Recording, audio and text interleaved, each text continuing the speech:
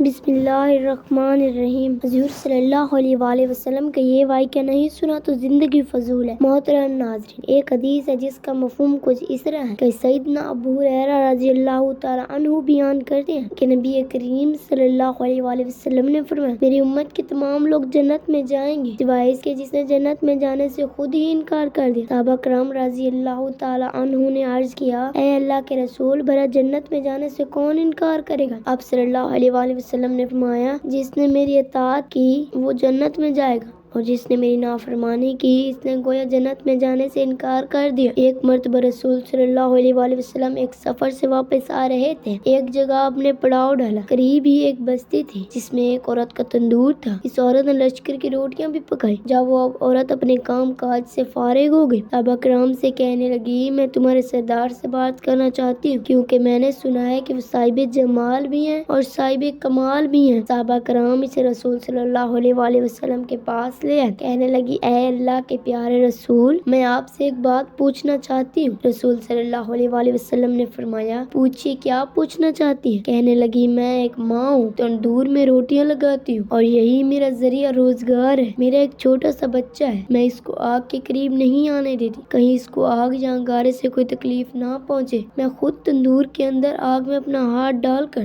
روٹیاں بھی لگاتی ہوں اور نکالتی بھی ہوں۔ میں اپنے بچے کو گرم ہوا لگنے کو پسند نہیں کرتی، تو میں نے سنا تھا کہ ساری دنیا کی ماؤں کی محبتوں کو جمع کر دیا جائے، اس سے 70 گنا زیادہ بندوں سے اللہ پاک محبت کرتی ہے، تو اللہ پاک بندے کو جہنم میں جانا کیسے پسند فرمائیں گے؟ حدیث پاک میں آتا ہے جس کا مفہوم کچھ اس طرح ہے کہ نبی کریم صلی اللہ علیہ وآلہ وسلم نے یہ بات سن کر سر جھکایا، مبارک آنکھوں میں آنسو آنے لگے، روتے رہے حتیٰ کہ جبرائیل علیہ السلام اللہ کا پیغام لے کر ہے، میرے محبوب اس عورت کو بتا دیں کہ اللہ نے ان پر ظلم نہیں کیا ہے، انہوں نے اپنی جانوں پر خود ظلم کیا ہے۔ اللہ تعالیٰ تو چاہتا ہے کہ میرا بندہ مجھ سے دعا مانگے، میں اس کو عطا کروں، لیکن یہ